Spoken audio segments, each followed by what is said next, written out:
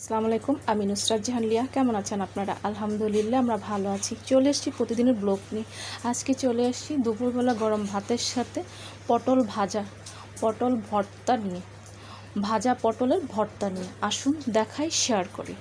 তো বসানো হচ্ছে কড়াই, কড়াইয়ের মধ্যে দেওয়া হচ্ছে তেল, দিয়ে দিচ্ছি লবণ, শুকনো মরিচের গুঁড়ি, হলুদের গুঁড়ি,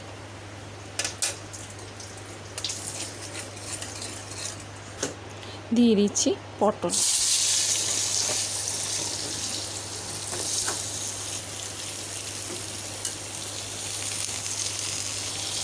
শুকনো মরিচের গুঁড়ি, হলুদ আর হচ্ছে লবণ। এটাকে আমি ভালো করে ভেজে নেব।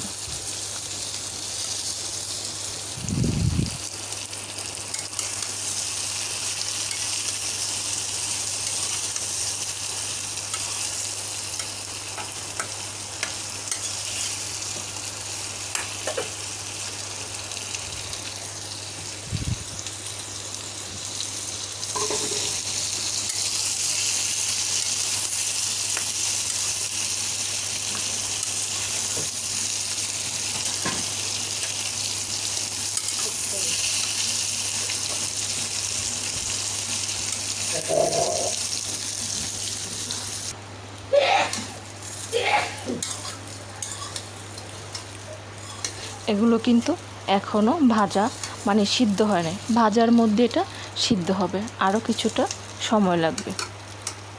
আর একদম আমি অল্প আঁচে এটাকে ভাজতেছি যেন ভাজাটা সিদ্ধ হয়ে যায়। পটল ভাজাটা একেবারেই রেডি। পটল ভাজাটা হয়ে গেছে, এখন নামিয়ে ঠান্ডা করে তারপর ফিরে আসব। নিয়ে আসছি সবগুলো ভাজা পটল। এখন আমি আস্তে আস্তে এগুলোকে একটু ম্যাশ করে নেব। এখানে কিন্তু কোনো এক্সট্রা তেল দেওয়া লাগবে না, কারণ এই যে এর ভিতর থেকে তেল বের হচ্ছে, কারণ আমি তেলটা দিয়ে কিন্তু পটলগুলো ভেজেছি। এখন আমি হাত দিয়েই এটাকে ম্যাশ করে নেব।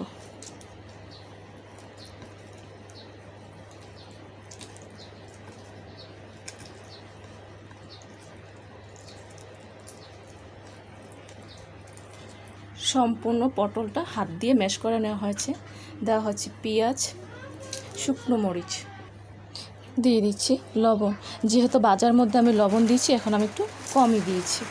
এখন সব কিছু একসাথে ভালো করে মাখিয়ে নেওয়া হবে।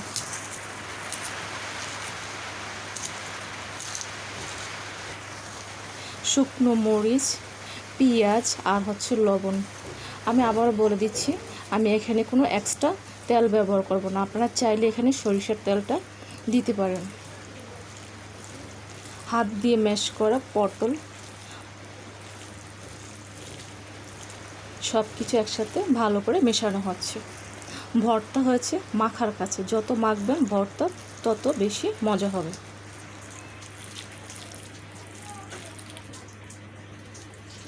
সম্পূর্ণ মাখাটা একেবারেই রেডি,